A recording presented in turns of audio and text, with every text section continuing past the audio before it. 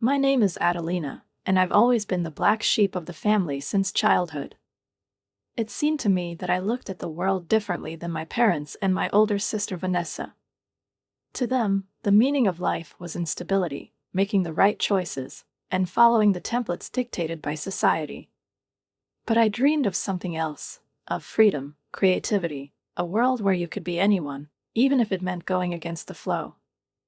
From a very young age, I found solace in drawing. Sketchbooks were my constant companions. In them, the characters I created came to life.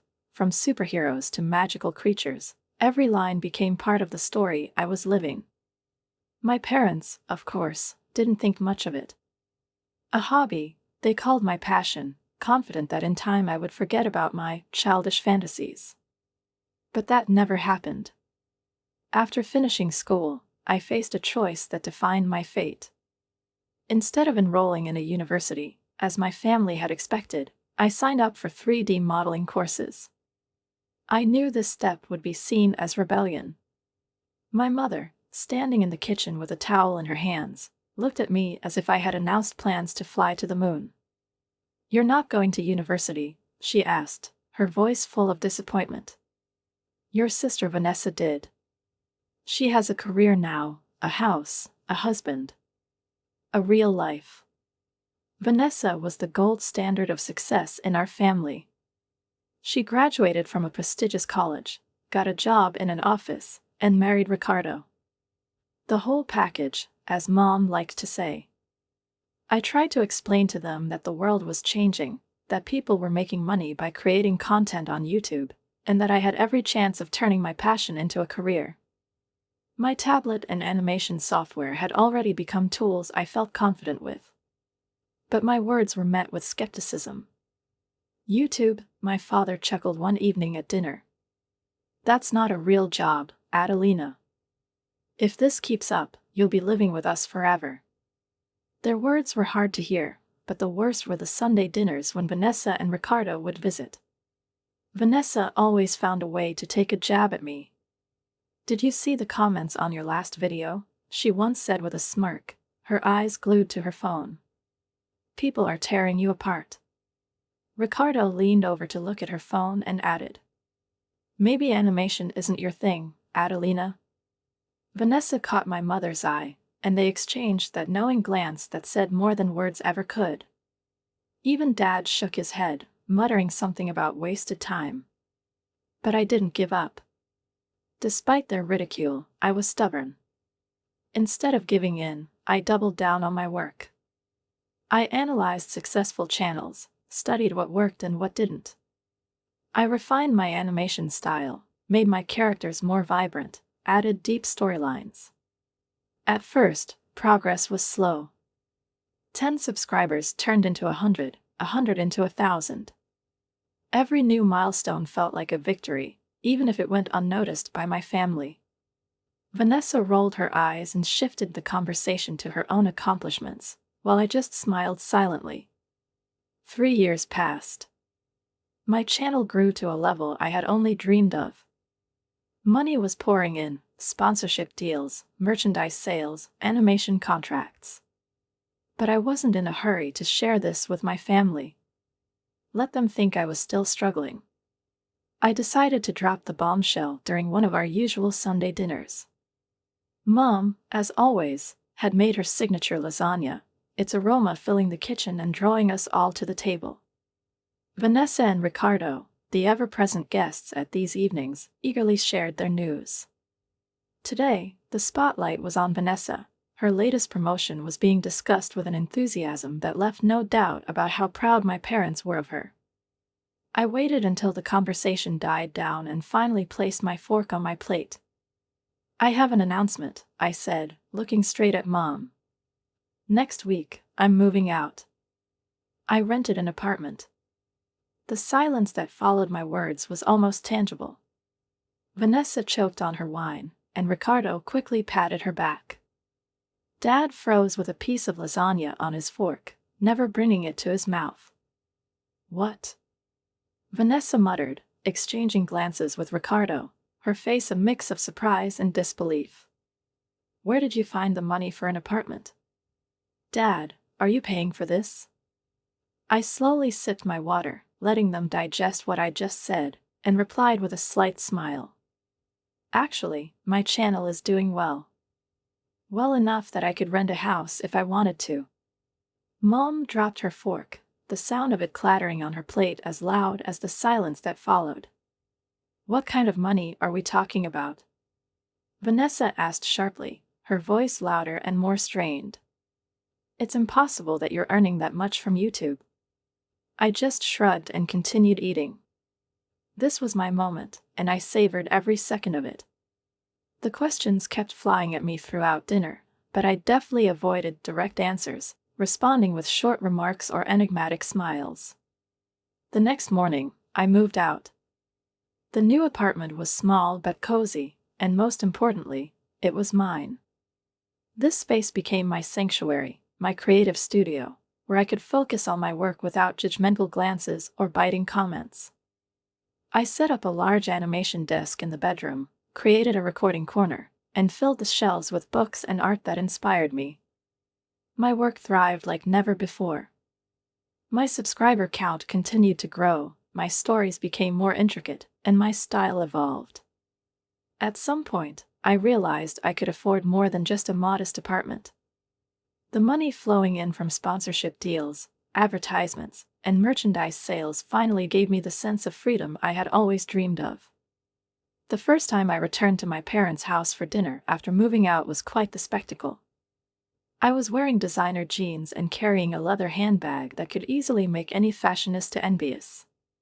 Vanessa couldn't take her eyes off it all evening, and finally, unable to resist, she asked, "Is that real Gucci?" Her voice was surprisingly nonchalant, but her eyes betrayed genuine interest. "Maybe," I replied, hiding a smile behind my glass of water.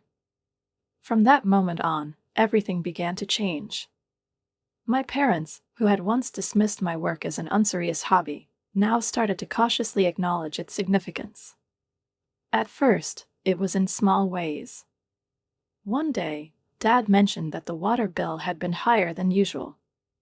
Another time, Mom casually remarked that the fridge had started making strange noises.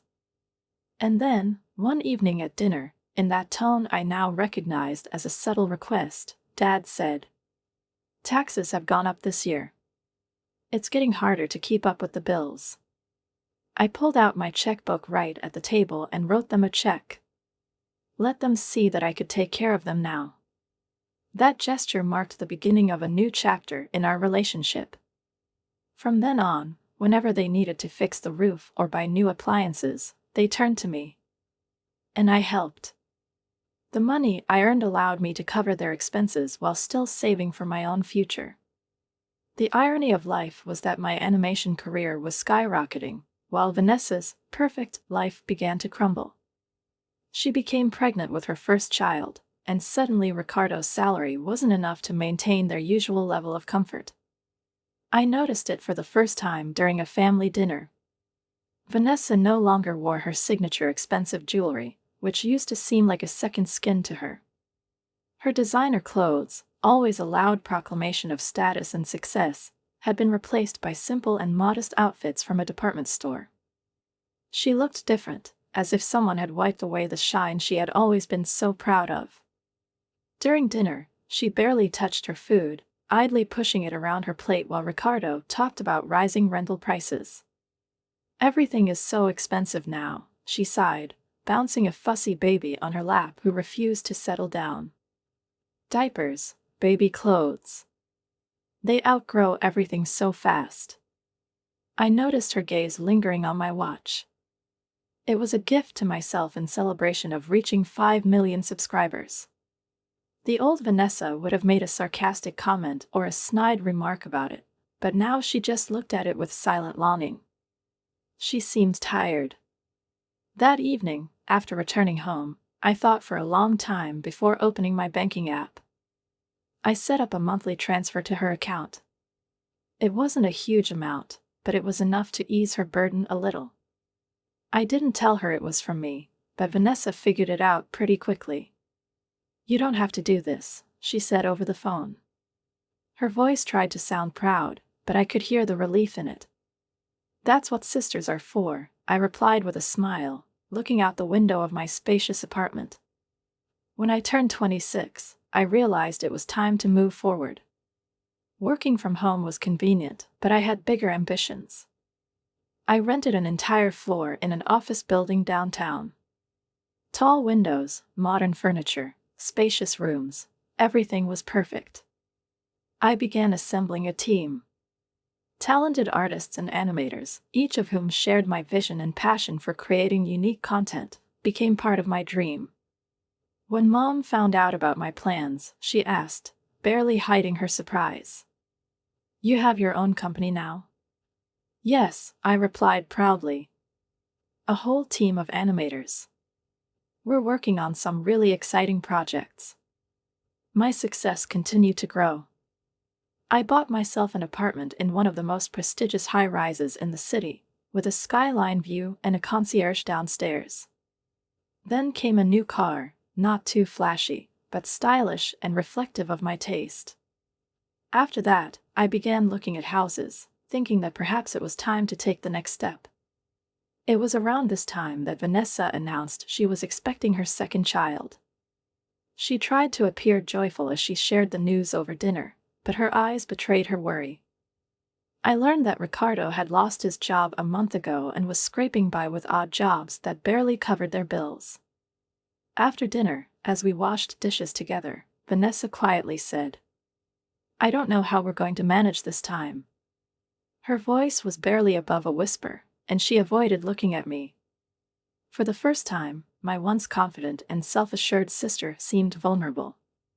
I dried a plate in silence, thinking about how much had changed between us. There was no trace of the Vanessa who had once mocked my dreams and dismissed my efforts. In her place stood someone who needed help but was too proud to ask for it directly. I placed my hand gently on her shoulder. "You'll figure it out," I said softly, offering her a small but reassuring smile. And in that moment, I made a decision. Life has a strange way of flipping the script. The girl who had once been the black sheep of the family was now the one holding it together. And I knew, deep down, that no matter what, I would always be there for them, because that's what family is for. We might have to move into a smaller apartment. The landlord is raising the rent again. And with another baby on the way. I didn't hesitate.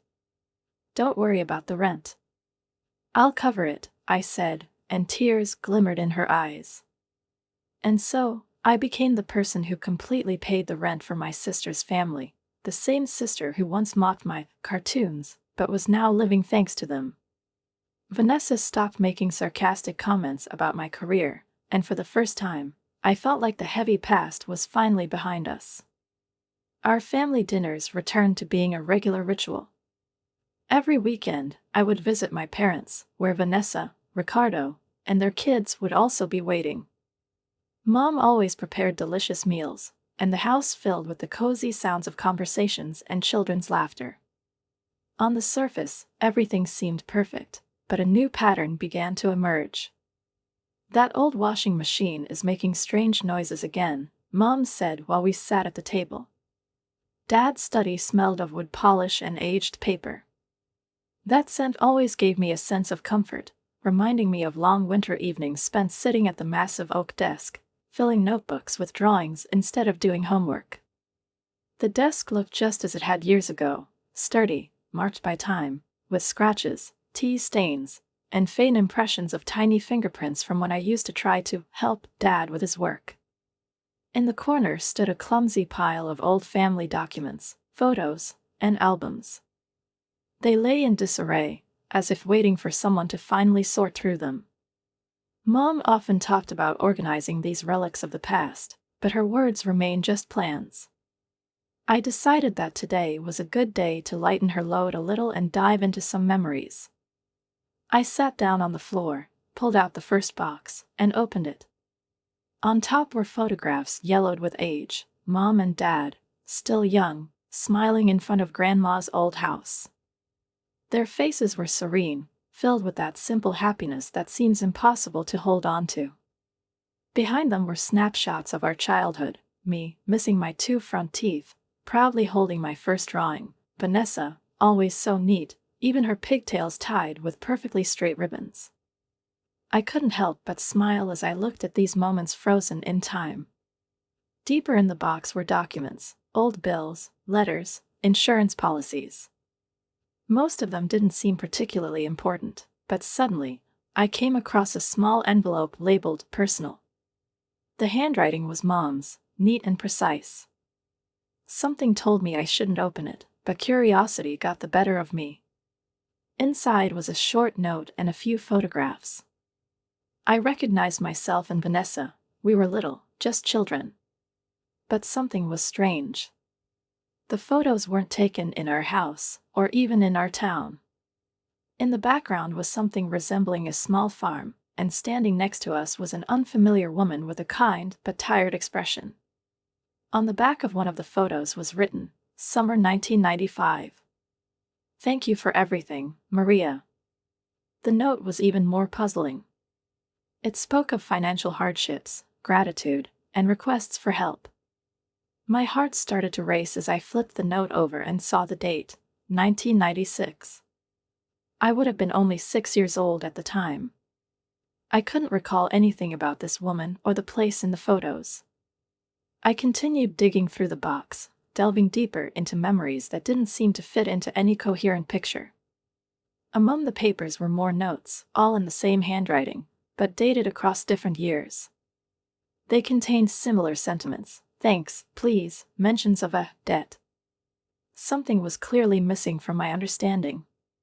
Just as I was about to put the papers back, the door to the study creaked open, and Mom peeked in. There was a flicker of worry in her eyes, which she quickly tried to hide when she saw me holding the envelope.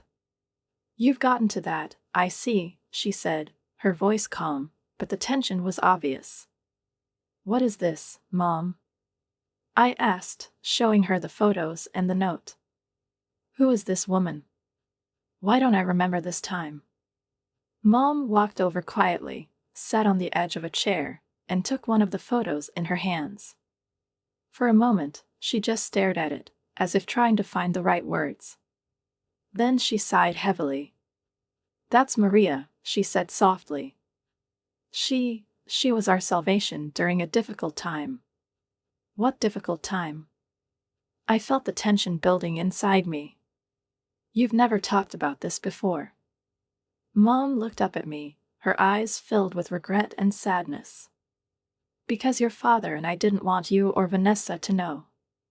You were too young to understand. It was hard for us, very hard.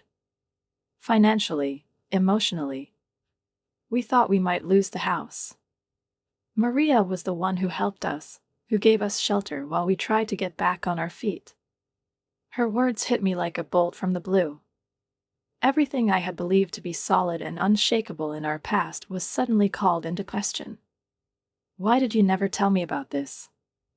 I asked, feeling a mixture of anger and confusion welling up inside me. We didn't want you to think we were weak, Mom replied, her voice trembling. We wanted you to see us as strong, capable of handling anything.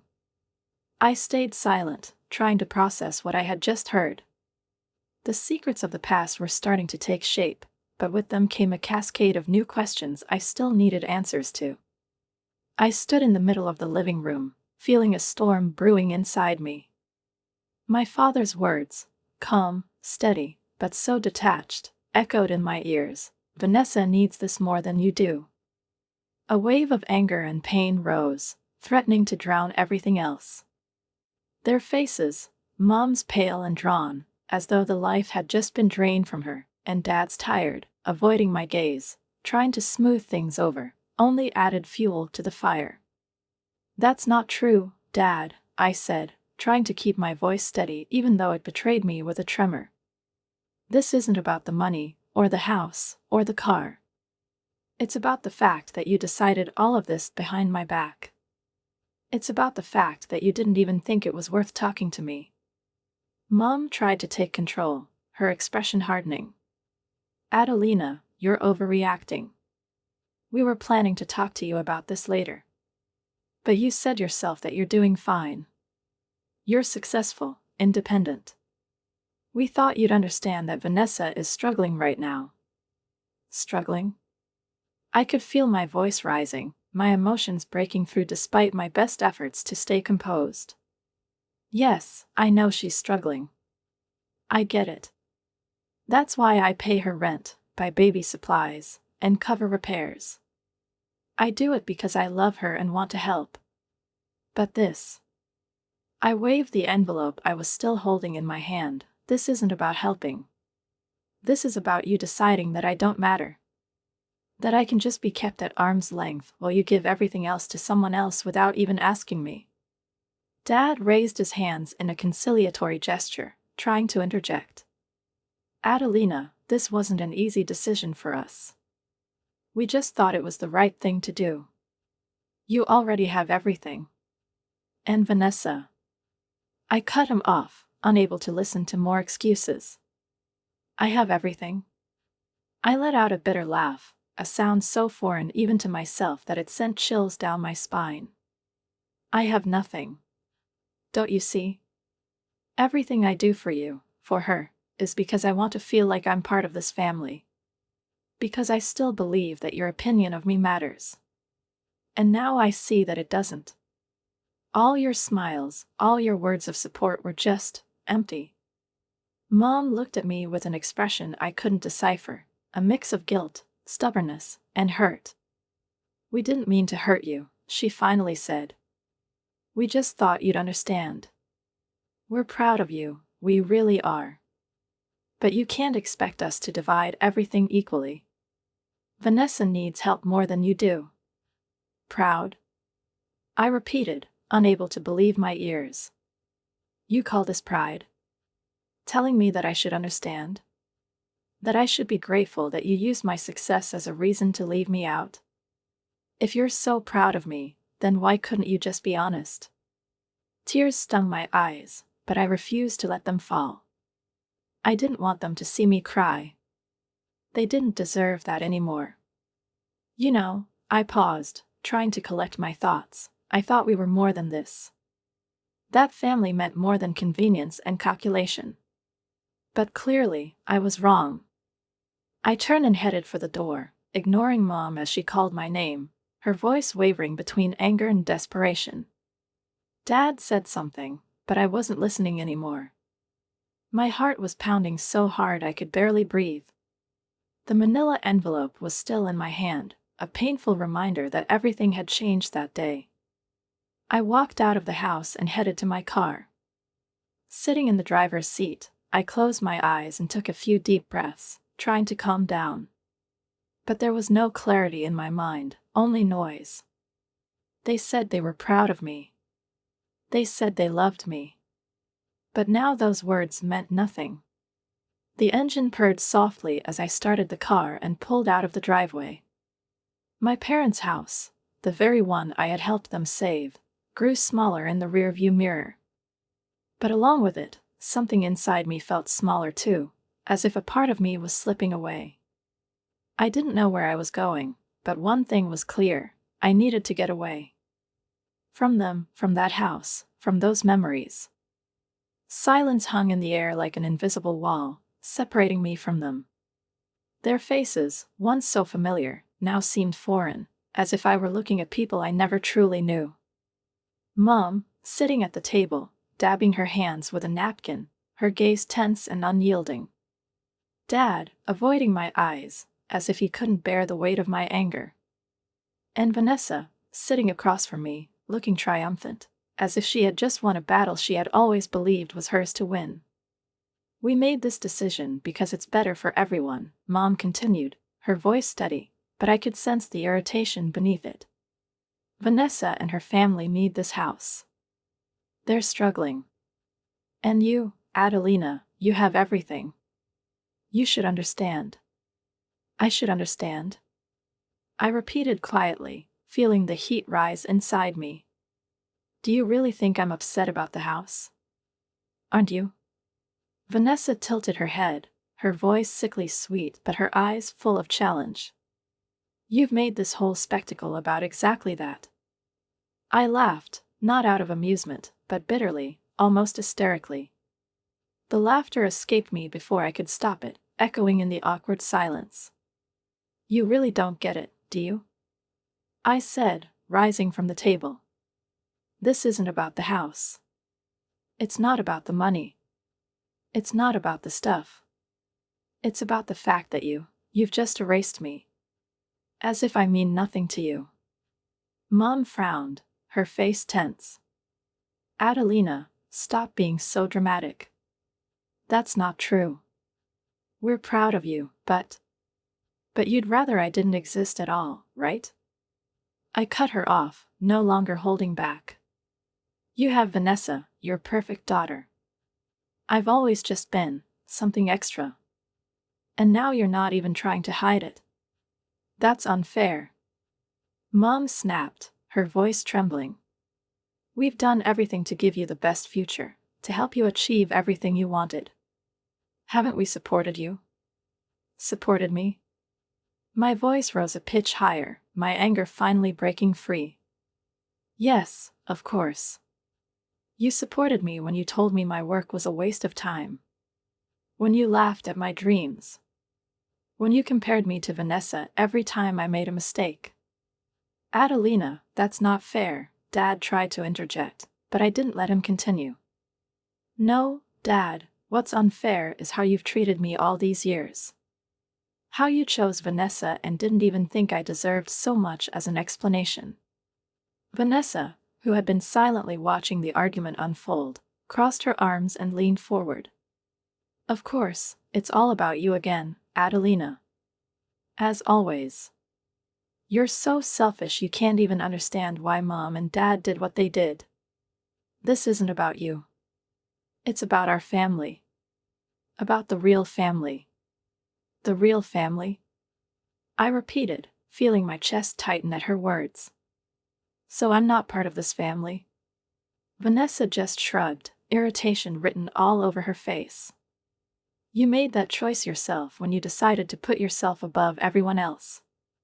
Money, success, your career, that's all you care about.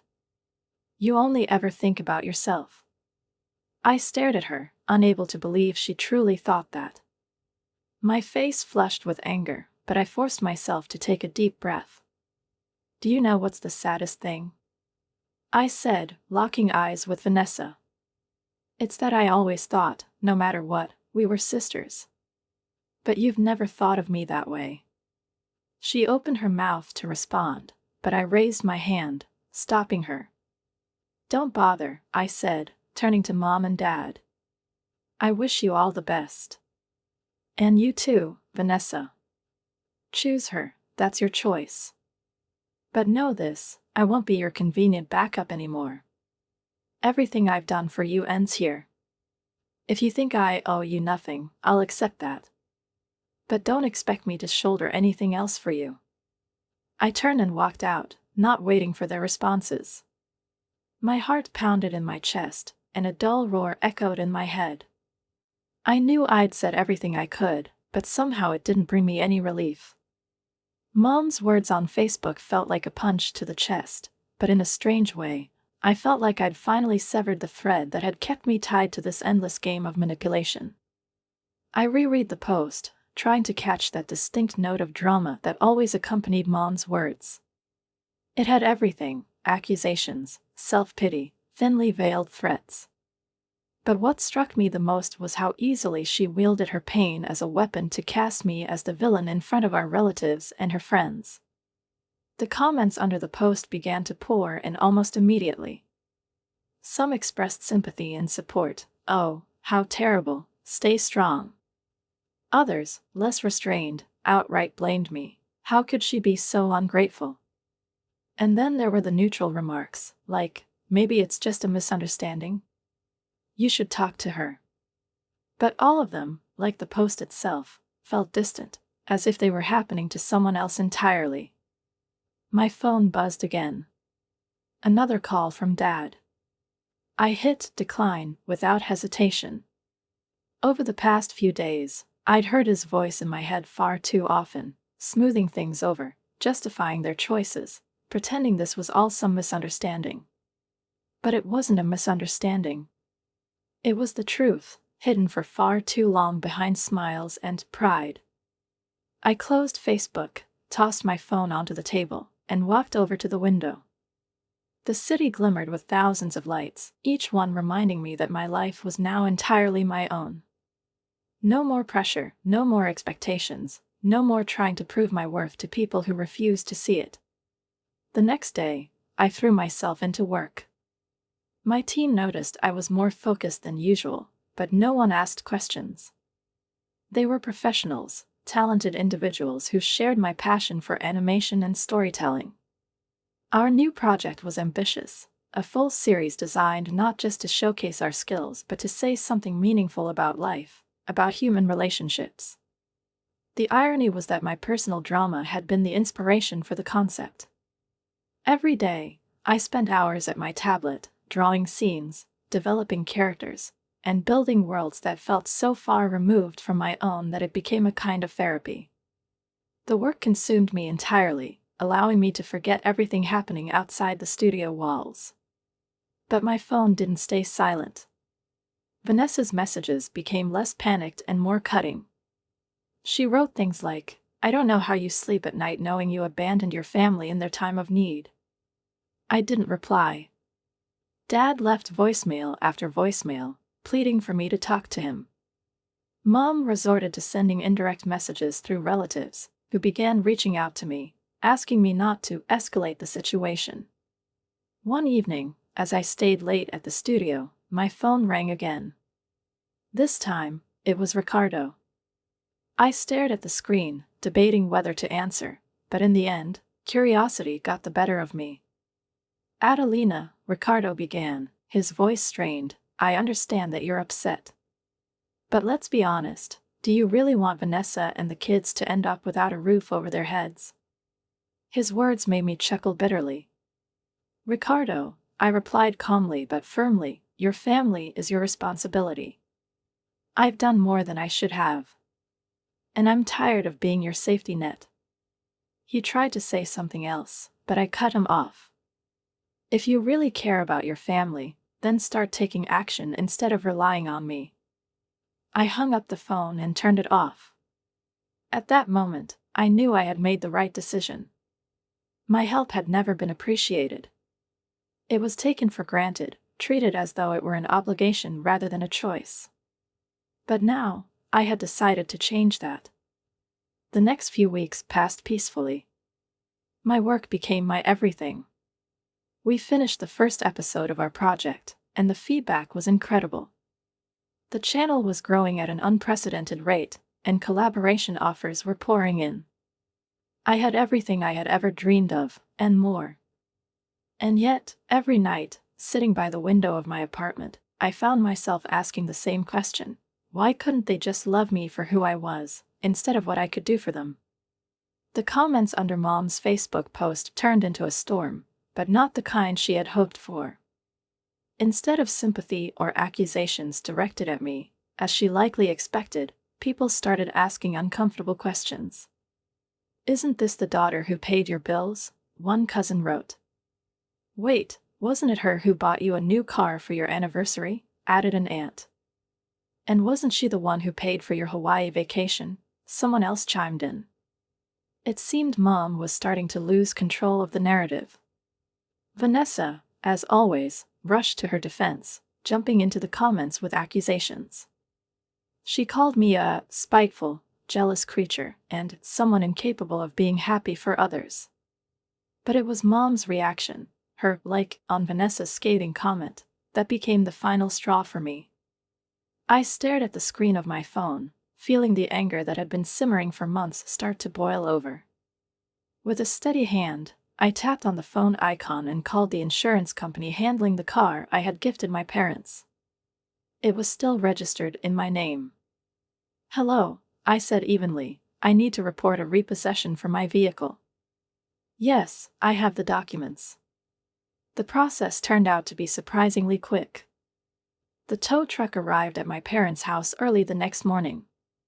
By the time I got confirmation that the car had been picked up, I was at work, immersed in another project. But soon, my phone started buzzing incessantly with messages. How could you? You're a cruel witch. We trusted you. This is theft. We're calling the police.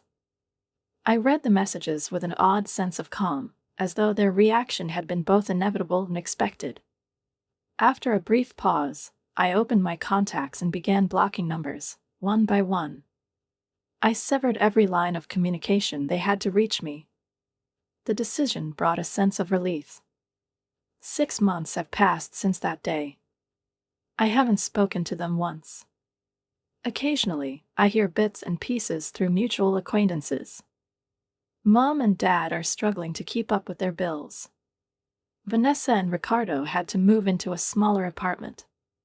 But none of it is my problem anymore. Instead, I focused on myself. Every penny I had once spent on their needs now went toward my dreams. I started looking for a house with a spacious yard and room for my home animation studio. I even thought about getting a dog, something I had always dreamed of but never had the time or energy for before. My YouTube channel reached unprecedented heights. We recently celebrated 10 million subscribers, and my team pushed the boundaries of our creativity, taking on projects that once seemed unattainable. It's amazing how much creative energy is freed up when you stop being the savior for people who don't appreciate it. Sometimes, in rare moments of quiet, I wondered if I had done the right thing. But those thoughts quickly faded whenever I remembered what I had found in my father's study. The envelope that revealed the truth about how they really saw me. To them, I wasn't a daughter or a sister. I was simply a convenient source of resources. Looking back, I realized they stopped being my family long before I stopped sending them money. They just never bothered to tell me directly. It was easier for them to stay silent, hiding their true intentions in a manila envelope left out in the open, a silent reminder of how little they valued everything I had done.